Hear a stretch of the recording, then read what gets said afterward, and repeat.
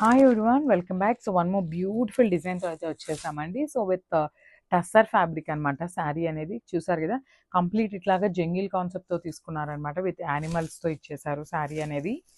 Beautiful sari with tussar fabric ఉంటుంది. చాలా అంటే చాలా బాగుందండి శారీ అనేది. ఇట్లాగా మల్టీ కలర్ కాంబినేషన్స్ని యూజ్ చేస్తూ శారీ అనేది హైలైట్ చేశారనమాట.